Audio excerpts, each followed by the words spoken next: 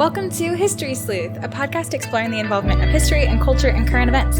Today, I wanted to talk about Columbus Day, the history behind it, and what PragerU has to say about it in an absolutely hilarious video. Like, it's objectively funny, not just funny because it's wrong, though it's definitely that too.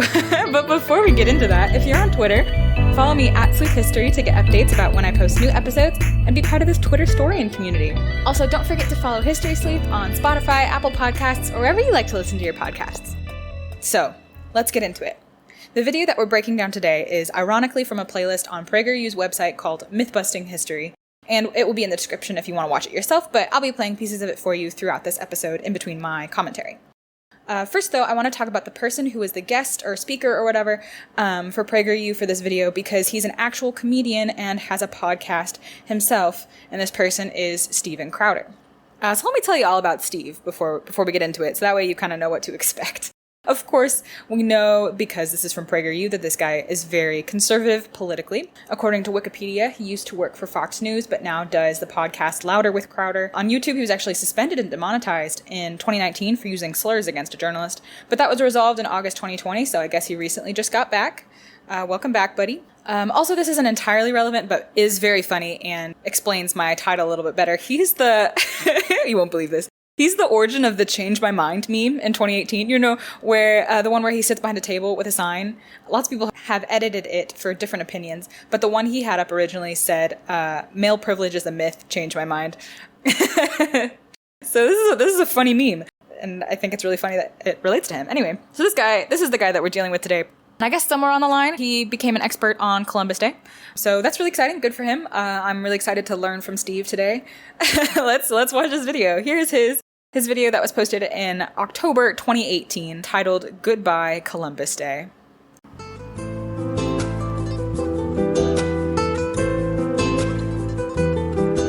Thanksgiving, Independence Day, Memorial Day. Holidays are a great time to riddle Americans with needless oppressive guilt. But the one that stands head and shoulders above the rest is Columbus Day. The day where progressives indoctrinate your children into believing Columbus to be Satan incarnate, the USA to be his evil spawn, and the Native Americans to be pacifists. And so now we have Indigenous Peoples Day. Or as it would have been named 30 years ago, Aboriginals Day. Or as it would have been named 10 or 15 years ago, Native Americans Day. Or as it could be named tomorrow in Canada, First Nation Peoples Day. Okay, so we're already off to a great start. I wanted to address real fast this joke that he just made and that he'll make a couple times throughout this video, where he doesn't know what new name to call Columbus Day because people want to rename it but have a lot of different suggestions.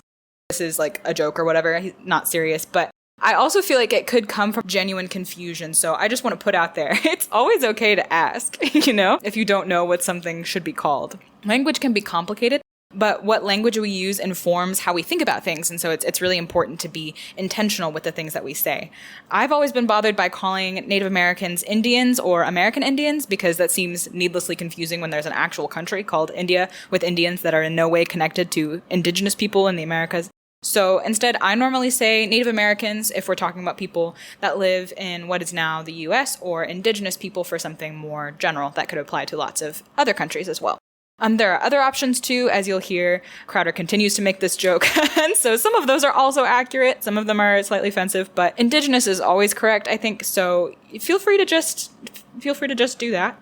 I'm going to talk about the whole Satan incarnate thing in a second, but let's listen a little bit more. Feeling the urge to self-inflict grievous bodily harm yet? That's only natural because the whole charade has become an exercise in hating Western civilization, which is really just an exercise in hating yourself.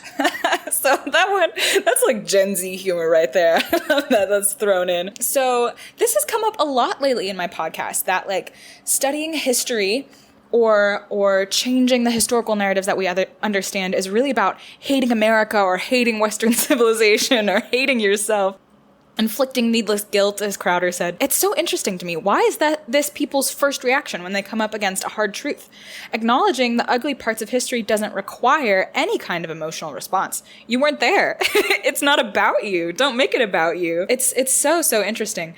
Whether or not America is a good country now, or whether or not you should be proud to be an American, shouldn't be so dependent on us having a perfect, spotless history, right? That's an impossible thing to ask of any country, of any group of people. because everybody makes mistakes, and sometimes these mistakes are quite huge and terrible. I've said it before. I've said it a lot. I don't think you can love something or someone well without acknowledging its flaws and the mistakes in the past. And so I just really don't get the whole like hating America rhetoric or hating yourself. Don't hate yourself, buddy. You weren't there. You didn't do this. Okay. Yeah, let's keep going. First, as far as Columbus goes, the guy deserves some credit, right? Flawed, to be sure, but he was the greatest navigator of his age, the first person to cross the Atlantic from the continent of Europe, and he did so without any maps and only 3 small ships. If you can name them, by the way, comment below, as I'm sure your professor can't. But your professor probably has taught you the tale of Columbus as a villain, usually as a starting off point to indict the United States as a whole, often relying on a few key myths and some pivotal lies by omission. All right, I'm going to stop you right there. What's with the needless attack on professors? I love my professors. I'm sure they could name Columbus's 3 ships, but is this relevant information? Does the naming of his ships change our perspective on him somehow? Like historically, what is the weight of knowing this information or not? That seems very, very strange to me. And just to grab for some internet interactions, which, by the way, if you want to toss some my way, feel free to comment the name of Columbus ships or tweet them at me or whatever. I don't know. Yeah, the attack on the professors really gets me. Like, why does he assume that people are teaching history with an agenda? Is that because that's what he's doing? Questions. I also wanted to point out, too, that according to Crowder, the real story behind Columbus is built on myths and lies by omission. But as you'll see as we continue through this video, the way that he presents history also dips into myths and lies by omissions. I believe that is called irony. I don't have any more notes on this first section because we're about to get into some really more serious things. But I don't know. I've listened to this a couple times now and just like thinking through like the energy that he brings into this topic. Like he's really ready to fight somebody. He's really all fired up about this. And it's a strange energy to bring into a history discussion. I know I do this all of the time, okay? I keep fooling myself, and I look at political things or things that politicians have said about history, and I'm like, why is it so political? Because I'm dumb, okay? I'm sorry. I do this to myself every time. I understand PragerU has like a political agenda or something. Actually, I'm not really sure. Actually, I don't really understand PragerU at all. I don't know what their agenda is, but they definitely have one, and I just don't understand why they have to use history to forward their agenda and why they come at it with such fire. Like, we could have a calm discussion about Columbus. His character and what we think of him doesn't matter. He doesn't care, first off, because he's dead. People connected to him, related to him, well, I mean, there still could be people related to him, but I don't know that they have strong opinions. All these events happened a long, long time ago. So if we say, hey, these were bad events, like, why does it matter so much to you? Why are you so personally offended? Why do you get so fired up to talk about these things? That's so strange to me. Okay, so I want to get back to the video, but for this next part, I want to give a little trigger warning for any of my Indigenous listeners out there. We're jumping straight into talking about genocide and violence. So I'll give you a second. If that is just not your cup of tea right now, feel free to listen to a different episode of my podcast or skip ahead. So, to start with, I'll bet that you probably believe Columbus and other European settlers to simply have committed mass genocide against Native Americans, indigenous. But here's the truth. While there were many examples of brutal warfare between Europeans and Native Americans, neither side actually committed genocide. In fact, there was never an outright policy of Indian extermination. The Native Americans were mostly wiped out through infectious diseases that the settlers had inadvertently brought with them. Of the estimated 250,000 natives in Hispaniola, Columbus's first stop in the Americas in 1492, new infectious diseases wiped out a staggering 95% of their population by 1517. As far as genocide by violence, you can look at any historical account of even the most one-sided battles and find that they were still just that. Battles! Take Wounded Knee, although hundreds of years later, I only bring it up because I know that if I don't, you will.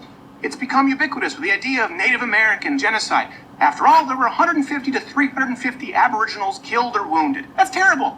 But there were also 25 American soldiers killed and 39 wounded. That's not genocide. That's a one-sided beatdown with Old Glory wielding the hammer. And sometimes the massacres went the other direction.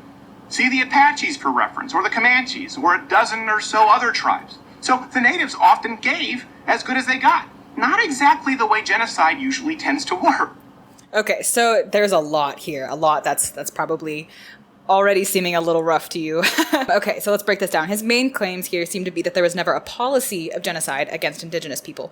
And though he does say that 95% of the population was wiped out by disease, he says that settlers inadvertently brought that disease. He says that one-sided battles are still battles and mentions Wounded Knee, which is relevant. I'll give him that. I appreciate that he brought it up because I would have if he didn't, like he said. So, I mean, we could definitely talk about that if you want to, Steve.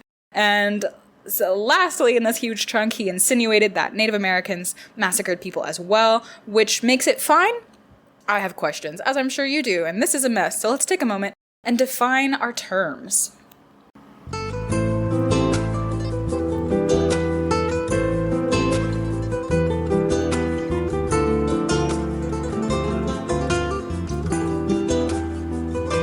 Moving over to dictionary.com, we find that genocide is defined as, quote, the deliberate and systematic extermination of a national, racial, political, or cultural group. And massacre is defined as the unnecessary, indiscriminate killing of a large number of human beings or animals, as in barbarous warfare or persecution or revenge or plunder. So I think what Crowder was trying to argue here is that though 95% or more of indigenous populations were killed with the exploration and colonization process of the supposed New World, that because it wasn't deliberately done, it wasn't genocide. Okay, and sure, we'll give him that. Not every European coming over to the Americas wanted to kill everybody. Some of them wanted to convert natives to Christianity, some wanted trade and economic success, but there were others that wanted to own this land. And as things got going, the European nations that got involved were involved because they wanted to have land and eventually colonies. And as the race became more about land and colonization for Europeans, they had to deal with the fact that there were already people on the land that they wanted. And one of the ways they dealt with that was by killing them, either outrightly or when they resisted. No, I don't think that the kings of European nations all woke up one morning and said, yes, let's commit genocide today. But genocide was the result of the choices they made to invade and colonize. Indigenous people were systematically killed through colonization, which does fit the dictionary definition of genocide because it was deliberate, it was systematic, and of a specific group, which is the indigenous people, sometimes specific tribes at a time, but there was a kind of sense that the Native Americans were in the way for what the settlers wanted to do. And so while there wasn't so much like a written out piece of paper in which they were like, this is what we're doing today, and it's genocide, it is what happened, and it was kind of part of the plan. It definitely worked along with their plan. Murdering everybody who lived in a certain place did help people take over that place. That's really hard to deny. And I don't think something that we should deny lightly. If you think I'm wrong, I would ask that you consider the weightiness of this discussion and do some research before you come at me. And then his point about Wounded Knee, one-sided battles, and Native Americans massacring each other, we can see from the definition of massacre, again, the unnecessary, indiscriminate killing of a large number of human beings, that a massacre can still happen if victims fight back. Do you honestly expect anybody facing a massacre to just sit there and be like, wow, we're really doing this today, right? People are going to do something about it. It doesn't become a battle just because they resist death. That makes sense. That is logical. It is still a massacre when the losses on one side are significantly bigger than the other. Which is why I think it's so funny that he does bring this up and mention the numbers, because I feel like the numbers speak for themselves. We had about 250 people indigenous people who died, and 20 American soldiers who died. 250 to 20. I'm not a math major, so I'm not going to do the math, but I'm pretty sure that's a huge difference, which qualifies it to be a massacre. So odd to me. I also want to add, just because indigenous people also committed violence does not mean they did not suffer genocide. Those things do not relate to one another. A group does not have to be entirely innocent to be the victim of a genocide. I see this kind of thought process pop up now from time to time in situations like police brutality, for example, where people will try to insinuate that the person who suffered unjustly at the hands of the police might not be all that innocent, when the bigger problem here is that we have a system that protects police violence. We're not talking about that one person. We're talking about this whole system, but people will try to bring that conversation back to that one person and insinuate that they can't be a victim because they weren't entirely innocent. It's the same thing that Crowder is saying here with the Native Americans. He brings this back up, which I'll briefly refer back to this point again, but like, just because Native Americans might have gone to war with other Native American tribes, or they might have done something against a Native American tribe that, wasn't wonderful, doesn't mean that they can't also be the victims of genocide.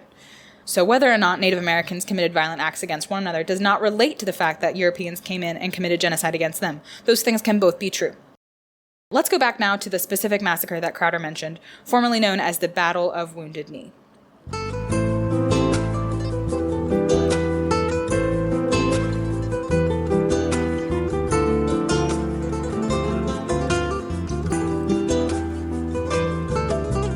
So, according to Wikipedia, here's a big long quote on all of this.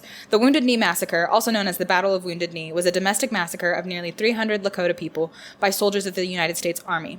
It occurred on December 29, 1890, near Wounded Knee Creek on the Lakota Pine Ridge Indian Reservation in the U.S. state of South Dakota, following a botched attempt to disarm the Lakota camp. On the morning of December 29th, the U.S. cavalry troops went into the camp to disarm the Lakota. One version of the events claims that during the process of disarming the Lakota, a deaf tribesman named Black Coyote was reluctant to give up his rifle, claiming he had paid a lot for it. Simultaneously, an old man was performing a ritual called the Ghost Dance. Black Coyote's rifle went off at that point, and the U.S. Army began shooting at the Native Americans. The Lakota warriors fought back, but many had already been stripped of their guns and disarmed. By the time the massacre was over, more than 250 men, women, and children of the Lakota had been killed, and 51 were wounded, some of whom died later. Some estimates place the number of dead as high as 300. 25 soldiers also died, and 31 were wounded. 6 of the wounded later died. 20 soldiers were awarded the Medal of Honor. Oh my gosh, can you believe? In 2001, the National Congress of American Indians passed 2 resolutions condemning the military awards and called on the U.S. government to rescind them. The Wounded Knee battlefield, site of the massacre, has been designated a National Historical Landmark by the U.S. Department of the Interior. In 1990, both houses of the U.S. Congress passed a resolution on the historical centennial, formally expressing deep regret for that massacre. So this historical event and how our understanding of it has changed over time, from calling it a battle to calling it a massacre. That's a good example of that change. It's honestly a good example of what we should be doing with Columbus Day today. The massacre was previously called a battle, like Crowder tried to suggest it was, but as we've discovered already, people can still fight back in a massacre, and it can still be a massacre. It's about the destruction and death toll, which at Wounded Knee was quite extreme. There's still a lot of work to be done, I believe, on researching the history of Native Americans and their difficult relationship with the U.S. government. This Wikipedia article is by no means sufficient education in this area. Some of the information is even doubtful, too. It kind of suggests, like, according to some stories, according to one way or the other. It's really important that we continue to look into this, because there was a way of understanding it that has persisted throughout our history, right? For about 100 years, this was called the Battle of Wounded Knee. Some people will still call it that way, which suggests that there was a kind of equality between the Lakota people and the U.S. Army. But while in reality, the U.S. Army came to take away the weapons of the Lakota people, who were not a military force, right? This is a military force against a group of people, men, women, and children, just living in their communities, and things went wrong, and a lot of them died. I think that information we need to take in and really consider as we reevaluate what this historical event was and what it means for the history of Native Americans and the history of the United States involvement with Native Americans. I do really appreciate, actually, that Crowder brought up this event, because I don't think I would have thought of it otherwise, actually. And it's just a really good example of, like, how we need to continually rethink how we understand history. That was really helpful. So thanks, Steve. Let's get back to Steve. Let's see. He's got more questionable things to say about Columbus Day.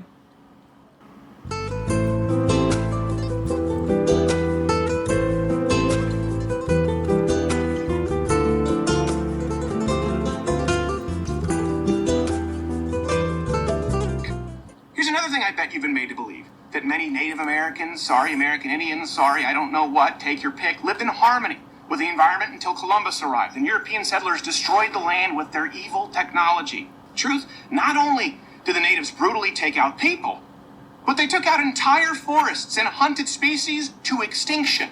Squatting Bear and his First Nation buddies weren't hopping into kayaks to block whaling ships, probably because they were too busy killing seals to waterproof their kayaks. You also probably believe that the Native American, two-spirited First Nation something or other culture was a beautiful, pantheistic one of peace. The truth is, not so much. When Columbus arrived, the islands were inhabited by 2 main tribes. The Arawaks, who were passive and friendly, and the Caribs, who were vicious cannibals. The Arawaks actually lived in fear of the Caribs for, you guessed it, the reasons being that they hunted them down to enslave them and eat them. Yes, eat them. Ironically, we get the name Caribbean Islands from those famous people eaters. The only way settlers were able to conquer this land was through the help of Native Americans who teamed up with them to settle the score with other tribes who were even bigger jerks than they were. That's not even to mention the populations in Central and South America famous for ritual human sacrifice. You think Cortez was able to command and conquer with only 500 or so conquistadors? Of course not. It took 50,000 screaming, angry allied natives who'd had it up to here with being tortured, enslaved, and forced to carry gold for the other native Aztecs. At some point, they decided to roll the dice and go with the guys sporting funny beards and metal hats.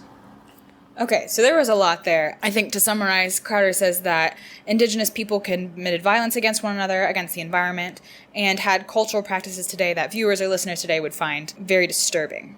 So, okay, there's a lot here. You can, I think, more clearly see the agenda pushing of this. At the beginning, he says, "I bet you were made to believe," which is so interesting to me. You were made to believe. You were brainwashed. You were convinced of this. That's kind of the message that I think he starts to push here, which is kind of disturbing, and also kind of pushes against like, well, what are you doing, Steve?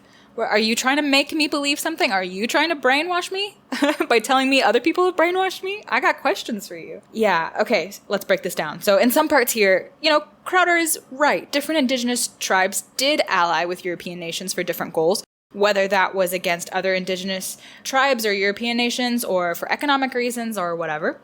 The history of colonization and indigenous people is definitely more complex than just genocide and destruction, just like indigenous people were way more complex than being victims of genocide. I think that's really important to remember. As far as the comments about the environment goes, I actually don't really know a lot about indigenous people in the environment.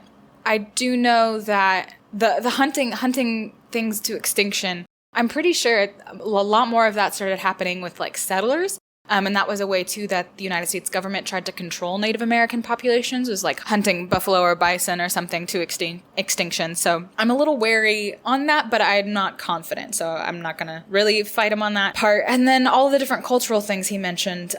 Crowder's not wrong to point out that some of these cultural things existed, but he definitely picked the most shocking ones for the sake of this video. Cannibalism wasn't super common, and neither was human sacrifice. Those things did happen, yeah, sure. He is telling the truth in that way, but he is focusing on the shocking things. He's not giving a fair account of history, which is a really interesting thing too. I think when some people argue about history, they say, well, this thing happened, I gotcha. This is a fact. Like, yeah, that definitely is a fact, but the way that you're presenting this fact is a problem because it speaks to this overall narrative that you're trying to push that's a problem. So that's really interesting to me. Again, indigenous cultures were more complicated than whatever broad strokes Crowder is painting. Though he's pulling from the truth, he's presenting the truth with his own agenda of shocking and scaring people, which is what he accused historians of doing at the beginning, right? Creating myths and lies by omission. Here, he did lie by omission. He didn't tell us that not all Native Americans did human sacrifice or were cannibals. He just told us about the ones that are. So that's all we know about. My biggest question, though, I think from this section, because my brain is starting to melt, I don't know what else to pick apart in this section. My biggest question is, wasn't this video supposed to be about Columbus? Why are we talking about Native Americans so much? And why is everything he's saying about Native Americans a negative overgeneralization? I do not know the answers to these questions. So let's finish up this video. I think we've just got a little bit left until the end.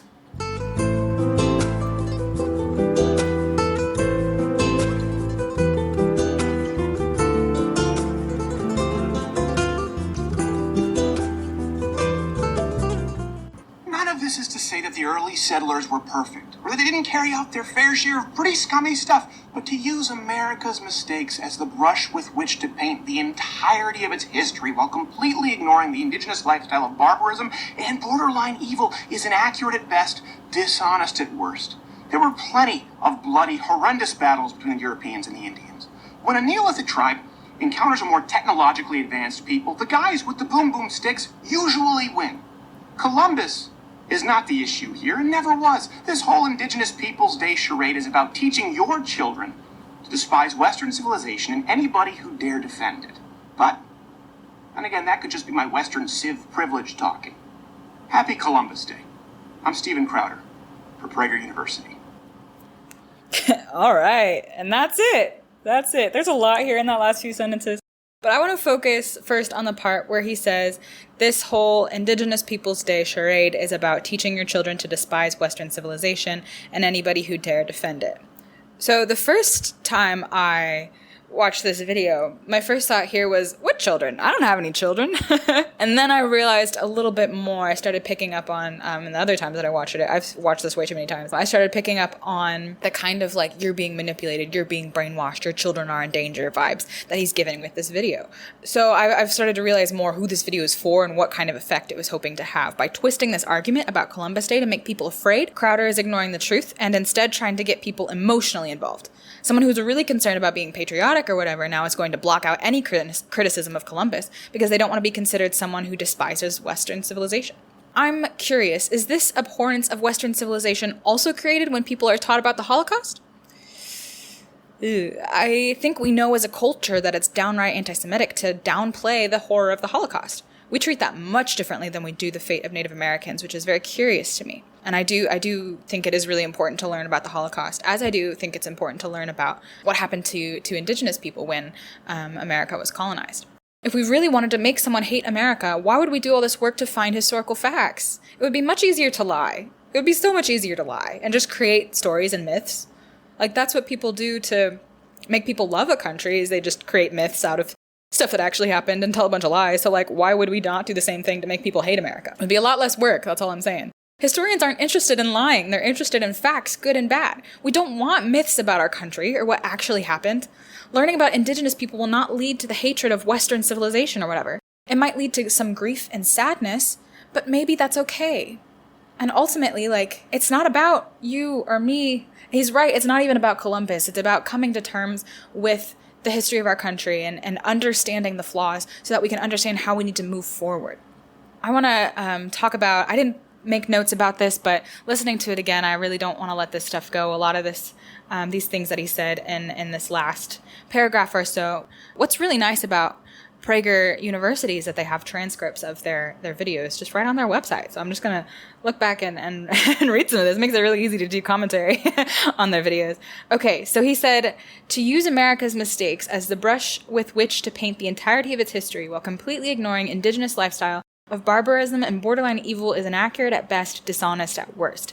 He really snuck in right there, calling Native American culture evil and barbaric, which sounds like the kind of propaganda that Europeans would be saying to rationalize colonizing people, colonizing Native Americans. They would call them uncivil and their way of life just like not as good as the Europeans generally. And that is not a fair and even way to take in cultures of different people. Just because someone is not like you does not mean that they're barbaric. Just because their way of life is not like yours does not mean that they're barbaric or less human or evil even. So to sneak that in there, I think is really kind of dangerous, because then people just kind of like, they hear that and maybe don't think about it and then just have that in their head, that Native American culture was barbaric and evil. And that's awful. That's really, really bad. And I think this other sentence he said too, I didn't write notes about it, but just thinking about it now, I don't want it to let it go. He said, when a Neolithic tribe encounters a more technologically advanced people, the guy with the boom boom sticks usually win. So it's kind of, he's being light with it, right? He's telling a joke, but he's trying to say, and again, this is another way that colonizers would kind of excuse their behavior and the results of their behavior, is that like, well, it was a battle. When you're competing, there's a winner and a loser. And the Europeans were winners and the Native Americans were losers. They just had better technology. What can you do? Like, that's not genocide. But listen, it still is genocide. Losing, oh man, should never result in genocide. The Europeans, the colonizers specifically, they didn't have to kill everybody. They didn't have to take over people's land. These are choices that they made, and it shouldn't have been a kind of competition. This is not a game where the Europeans just came better prepared. This is way more serious than that. And I think I've heard this kind of stuff before, where like, well, the Native Americans just should have had better weapons or whatever. And I think that that's not the kind of narrative that we should be saying. I think a different way to look at it would be that the Europeans saw that they had better technology and more resources, and that they could take advantage of the Native Americans if they wanted to, that they could absolutely crush them and conquer them if they wanted to. And then they did. They saw that these people were vulnerable in a sense because of the technological advancements that they held, and so they took advantage of that vulnerability. I didn't realize I was going to get so heated about this, but I'm starting to get heated. Okay, let's wrap it up. To conclude, nobody is saying that we should change Columbus Day to Indigenous Peoples Day, or whatever you want to call it, because Indigenous people were perfect and Columbus was a monster.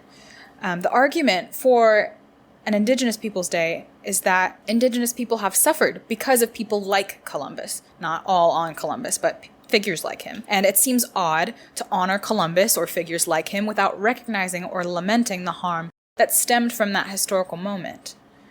more than anything, I think changing Columbus Day into something else is about honoring the millions that were killed unjustly for the land we now live on. It's about grieving the past, not in a way that makes us feel guilty or hateful, but simply in recognition of this tragedy that occurred. This is a bit of a dark example, but nobody goes to a funeral and says, wow, this is really hateful of cancer, you guys. Why you gotta be so hateful against cancer? That would be terrible. A funeral is to honor the person who passed away. And in a similar way, we shouldn't be focusing on what a villain Columbus was, but instead recognize what tragedy we hold in our history.